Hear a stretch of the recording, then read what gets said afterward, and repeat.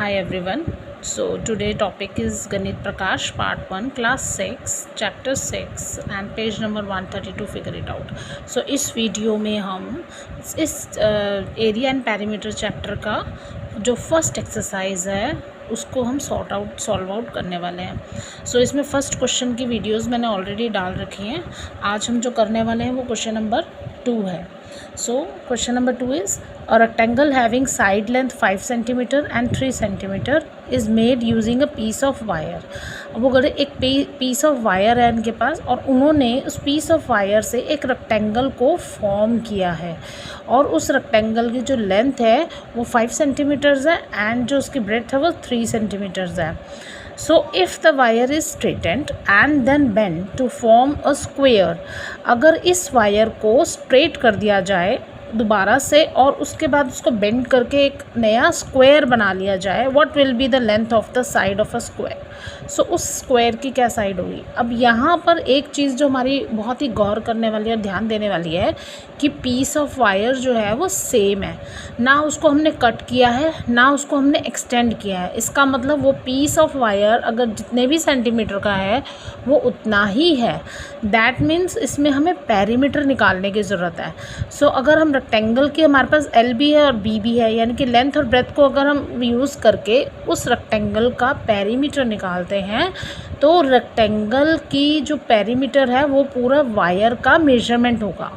सो अगर हमें पेरीमीटर मिल जाता है तो वही सेम पेरीमीटर स्क्वायर का भी होगा, क्योंकि वायर हमने ना कट की है और ना एक्सटेंड की है, उसी वायर को यूज़ किया है.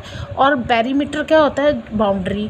तो उसी वायर से उस स्क्वायर की भी बाउंड्री बन रही है और उसी वायर से उस रेक्टेंगल की भी बाउंड्री बन रही है.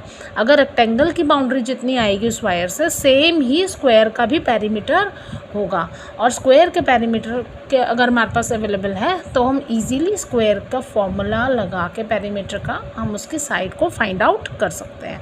सो length of rectangle is 5 centimetre, breadth of rectangle is 3 centimetre और हमें फाइंड करना है side of a square form by the same wire. Now perimeter of rectangle is 2 multiply by length plus breadth. So perimeter of rectangle values put करेंगे. 2, L is 5 and B is 3 centimeters. So 5 plus 3 is equals to 8. 2 multiply by 8 centimeter is equal to 16. अब 16 centimetre जो है वो हमारा square का perimeter, square का भी perimeter है और रेक्टेंगल का भी पेरीमीटर है. अभी हमने रेक्टेंगल का निकाला तो total length of the wire है 16 सेंटीमीटर. अब इसी वायर से हमने अगेन जो है सेम वायर को यूज़ करके हमने एक स्क्वायर बना लिया.